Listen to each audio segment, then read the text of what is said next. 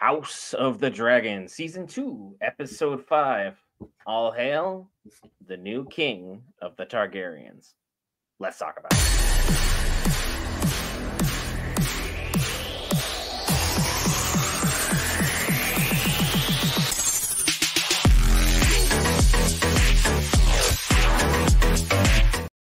All right, guys, Brent here back for Geek Variants. Cover all things Marvel, DC, Lord of the Rings, anime, gaming, Star Wars, and more. This time, House of the Dragon, Episode 5 of Season 2, Regent, with Chaos himself, who we were missing last week. Very happy to have him back in the saddle. What are your thoughts on this episode? First off, last episode was freaking insane. So, of course, I expect this one to be a slower kind of, run in as far as the aftermath of everything that's happened. Fact is that we is confirmed that Rhaenys is dead, which we already kind of knew.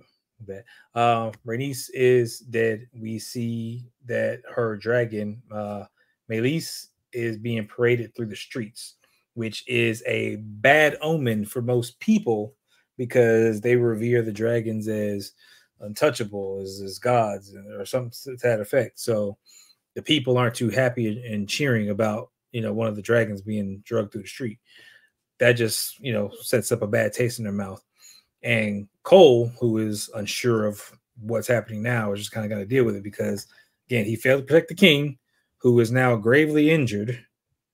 We don't know how he's going to recover. His armor was burnt to his chest and had to be peeled off. He is still alive, but he is hanging on by a thread. And people are questioning, like, how did this happen? Like, what's going on? Cole's being questioned. Aemon's being questioned. What happened? What's the deal? The deal is that Aemon is now, even with protests from Alicent, is now the regent, and he is now running the Targaryens for House Green. We got problems. Stuff's about to go down because we put the most dangerous man aside from Daemon in all of Westeros in the most pivotal seat of power possible. And of course, his first action is, hey, where's my uncle? What is he up to? What's he been about? I want to see him at some point. He doesn't ask directly point blank because he wants to, play the air of coy. He's just like, hey, what's going on in the area where exactly I know he's been? What's he been up to while I've been, out here incapacitating my brother, ending Rhaenys tragically, and asserting myself as the commander that we all desperately need.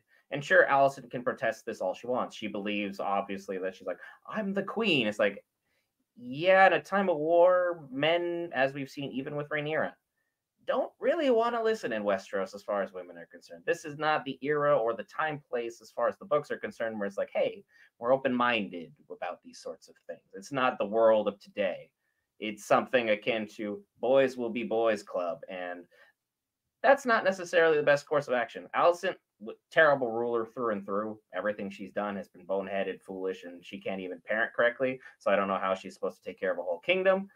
But it kind of has to sting a little bit when the person who has been checking out your feet, spying for you, and then your lover / hand of the king literally both don't pick you in the moment of crisis, and all three opposing members of the council, including the maester, like, yep, Aemon, easily. It wasn't even a discussion. And Aemon, being Aemon, shoots his mom the look of sucks to suck. I don't really care. And he just takes his heir and his place that he believes he's rightfully deserved from jump. What the price of what he's going to pay, we see later on. Helena kind of confronts him and is like, was it worth it? Because she's someone who has the power of gifts and the power of foresight. And I'm sure to some extent, in some degree, she's the person who knows her other brother best. Because, her husband / brother, because Westeros is Westeros, is now, for all we know, on the shelf for either a few months, eternally, short term. Who can say? And there's a lot of different pieces moving, as the episode clearly showed. How do you feel about everything going on with Team Black now that we've talked about Team Green as substantial as we have?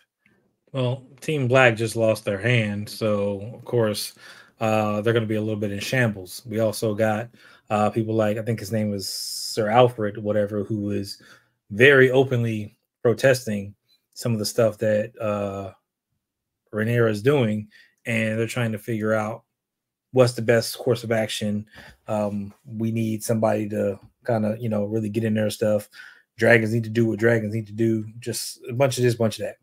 So the fact is, one, she's got to name a new hand.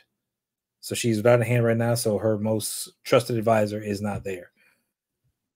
Two, everyone's reeling from the loss of Rhaenys. So trying to keep everyone in order. Again, that was the biggest dragon that they had in their arsenal at the time. Like, that was actively had a rider. They have other dragons around. I don't know how big they are in reference to Meleys, but the simple fact is that they lost their biggest gun in the fight. And even with that being said, they don't have anything else to kind of back their claim. They don't have an army right now. They don't have the biggest gun of the dragons. The dragons that they do have, either without riders or, they're not well trained or seasoned riders, i.e., her son, or that being one of the main ones who keeps trying to protest to go out with his dragons. Like, these are issues for House Black. Like, so they got to figure out some other way to do it. And that's where we get what's her name, Mysaria, who's talking about there's more than one way to fight a war. And she's got some ideas. So she's starting to put plans into motion. It looks like she's talking to the queen about this. So she's talking about Rhaenyra, like, hey, some things we need to put in motion, and we can kind of get things kind of going and maybe help us out. And those things are being set into motion as we see someone able to slip in to a lockdown King's Landing to get a message to figure something out. So Black's got something up their sleeve. We don't know exactly what it is, so we're gonna have to wait and see. Yeah, because both sides are piecing together what needs to happen. They've kind of realized where the pieces are. Vhagar on Team Green is the biggest dragon that there is. There are large dragons like Vermithor and Sea Smoke who are unclaimed amongst others. I believe there's a total of 4 or 5 dragons that are unclaimed at this time. Silverwing is unclaimed. All of very large size and value. Vermithor being the most important. He was the dragon that Daemon was singing to try and be like, hey, come with me. Let's sync up. Let's make this a connection. Clearly no bite on that, but Daemon lived to tell the tale. So I call that a win by all accounts. How they're going to piece together the fact that now everyone is out here recruiting the children of Targaryen blood mixed with other blood, because let's just face it, the Targaryens aren't exactly known for being frugal when it comes to offspring, and they are quite prolific in terms of the gene pool. So there will definitely be tells, as we saw with the family that was trying to flee. That gentleman was definitely someone that we can discuss at some other point. And then we have the white hair girl brought back from season 1, who had a moment with Aegon that we can all recall as something more heinous lines, but something that's not unlike Targaryens or Westeros in general, unfortunately. So now we have to figure out and piece all these potential family members and how they're going to fit into everything, all while we're struggling to see that Daemon is officially off his rocker and is ruling through tyranny, blood, and cruelty. How do you think this is going to kind of play out for him, or how do you feel about his tactics thus far while he's dealing with Alice on his shoulder? I think Daemon's going to burn out at some point. I think he's going to have, we're going to see Aemon versus Daemon at some point. Like, this is coming to a head at some point. Like, they is going to scrap. I do believe Daemon's going to come out on top, but I do think that he's going to be too much in his head and something's going to happen. Like, he is not going to make it. I think he's going to have a quiet downfall possibly at some point in time, or he's going to die quietly, or he's going to slowly slip into madness. I don't know, something, but him ever since he got the Harrenhal, he has not been himself, and that's a problem. So I think once he gets out of there and gets on the battlefield, that may help him because he's not underneath the constant magic and the curse, whatever that is, Harrenhal. But what's to say that the damage is already done and that may continue with him wherever he goes? I don't know. But yeah, I can't imagine talking to your dead second wife is really going to be helping your conscience, let alone having all these flashbacks of the blood that is very much directly on his hands from his own actions and his own deeds. Word to the wise folks, don't sleep on magic beds in cursed castles. It can't really be good for you and definitely will not lead to good night's rest. That much we can assure you. That being said, I don't think there's really too much to discuss other than the fact we're all waiting on Corliss. His decision in the coming weeks is pivotal. There is no one better suited to be the hand to Rhaenyra right now, and him coming in strong and emotional based upon the fact that he just lost his wife and the fact that he is a seasoned warrior in terms of battle that are concerned. There is no better person to be the hand and to assert his dominance in a boys' club to be like, hey, who can we follow when this man speaks? People will listen. All Rhaenyra needs to do is tell him what needs to be done. I think things can get exponentially better. How do you feel about Corliss?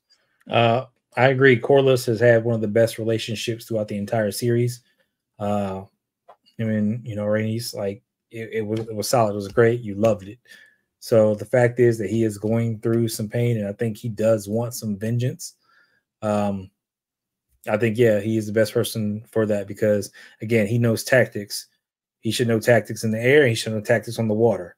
So he's a dual threat in terms of just tactician. I think that once he's able to get over that, yes, he is the best option for the hand, and he will vehemently be better for House Black than anybody else that I've seen be on that side as far as being of assistance. Because her counsel is her counsel annoys me right now. Let's just be honest. I don't like her counsel. I don't think anyone is a huge fan of either councils. It seems to be much of a boys' club, and then Allison and Rhaenyra, while being the most sane and most logical on both councils, will constantly get overrode. And we even saw that Rhaenyra's son Jace is not necessarily falling in line with his own mother's wishes, but again, a Targaryen bending the knee to anybody, not exactly all that popular choice. I don't really have anything much else to add in terms of my recap. Is there anything else you felt we needed to discuss at this time? Nope. Bring on the next episode. I'm excited for all the action coming forward. Be sure to hit that lovely red subscribe button, bottom right logo directly under Will, or the red subscription box below. Remember, it's free, and we have a 1,000 subscriber giveaway coming up for a few lucky winners. A couple amazing prizes for some of you who may be chosen at that time. That being said, you'll see us next time for the Acolytes Season 1 finale. See you then, folks.